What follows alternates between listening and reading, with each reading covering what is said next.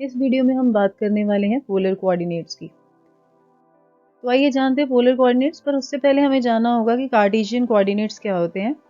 तो अगर ये x axis and y axis है, ये हमारा फर्स्ट क्वाड्रेंट होता है जिसमें x and y both are positive. दूसरा हमारा होता है सेकंड क्वाड्रेंट जिसमें एक्स तो नेगेटिव होता है, वाई पॉजिटिव होता है। थर्ड क्वाड्रेंट में x and y both negative होते हैं। एंड फोर्थ वन में एक्स हमारा पॉजिटिव होता है और वाई नेगेटिव होता है। अब मान लीजिए ये एक पॉइंट है और इस पॉइंट को कार्टेशियन फॉर्म में हम किस तरह से डिनोट करते हैं, पी एक्स वाई। तो पहला कोऑर्डिनेट जो है एक्स का होता है और दूसरा जो होता है वो इंडिकेट करता है वाई को। तो आइए अब देखते हैं polar. Now let's understand polar form. तो मान लीजिए एक पॉइंट है 1 1। अब इसको हम कार्टेशियन प्लेन पे कैसे इंडिकेट करेंगे, तो इसको शो करने के लिए मान लीजिए ये पॉइंट है जो कि है P11। इसके लिए हमें दो चीज़ें चाहिए। तो अगर ये मेरी लोकेशन है तो मैंने अगर किसी को बताना है कि तुम इस एड्रेस पे आ जाओ, 11 एड्रेस पे आ जाओ, उसका मतलब मैं उसको बता रही हूँ कि वो एक्स एक्सिस के अलॉन्ग 1 यूनिट चले एंड देन फिर वाई एक्सिस के अलॉन्ग 1 यूनिट चले, तो फिर वो मेरी लोकेशन पे पहुंच पाएगा। तो ये एक लैंग्वेज हो गई मेरा एड्रेस बताने के लिए। इसी तरह से इस प्लेन के ऊपर जितने भी पॉइंट्स हैं हम सबको ही इसी तरह से इंडिकेट कर सकते हैं, इसी तरह से रिप्रेजेंट कर सकते हैं।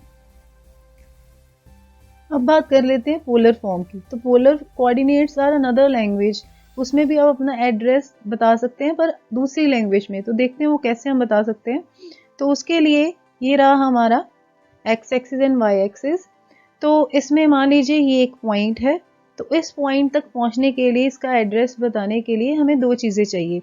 पर उससे पहले ये जान लें कि ये जो पॉइंट होता है ये होता है हमारा origin which is a fixed point. तो हमें जो पहली चीज़ चाहिए वो है इस ओरिजिन का गिवन पॉइंट, इस पॉइंट से distance.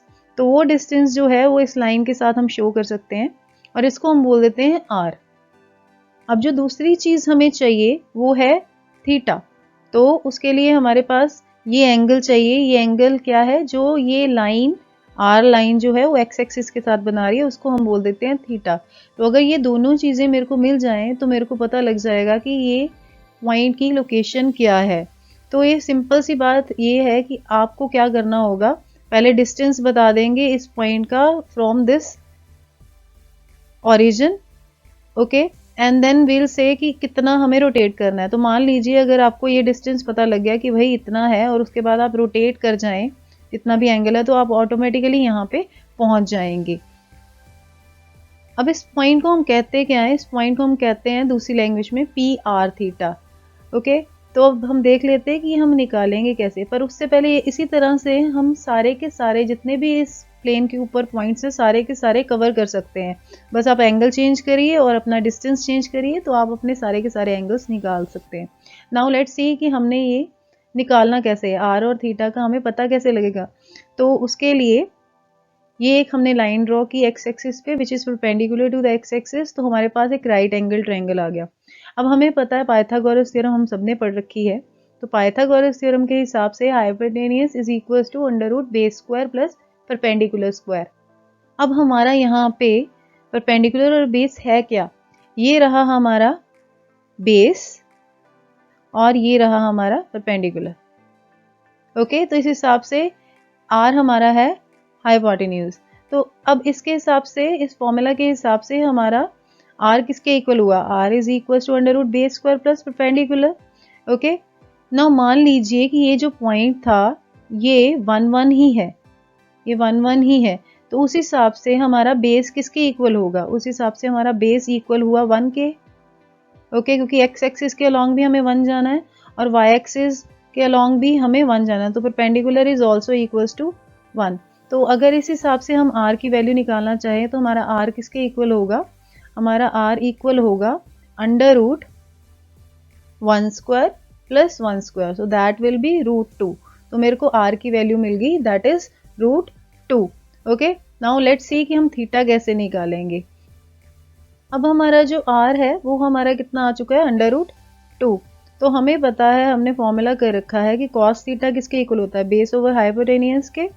Okay, and sine theta किसके इक्वल होता है, परपेंडिकुलर ओवर हाइपोटेनियस के। हमारे पास इन सबकी वैल्यूज है तो उस हिसाब से कॉस हमारा किसके इक्वल हो गया, कॉस हमारा इक्वल है base is 1 base is 1, okay, तो 1/√2 हो गया। इसी तरह से साइन थीटा की बात करें तो यहाँ पे परपेंडिकुलर भी किसके इक्वल है, 1 के इक्वल है, परपेंडिकुलर भी हमारा 1 के इक्वल है, और हमारा हाइपोटेनियस किसके इक्वल आया, √2 के, तो दिस इज √2।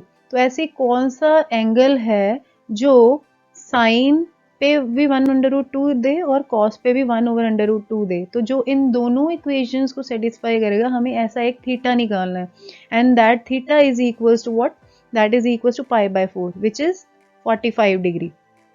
तो इस तरह से हमारे पास दोनों चीज़ें आ गई, आर हमारे पास आया है √2 और थीटा हमारे पास आया है 45 डिग्री। मतलब अब अगर मैंने इस पॉइंट की लोकेशन बतानी हो तो मैं कैसे बताऊंगी, सो location of this point is p/√2 and 45 degree. मतलब क्या है कि आप यहाँ से पहले √2 का डिस्टेंस कवर कर लीजिए और उसके बाद इसको रोटेट कर दीजिए कितना, 45 डिग्री, तो आप मेरी लोकेशन पे पहुंच पाएंगे। तो दिस इज पोलर कोऑर्डिनेट्स। तो पोलर कोऑर्डिनेट्स में हमें दो चीज़ें चाहिए होती है, एक तो distance from the origin, distance of the given point from the origin, and the angle that is which this line makes with this x axis। तो हमें ये दो चीज़ें चाहिए होती है। So this is all about polar coordinates. I hope you have understood each and everything. Thank you very much.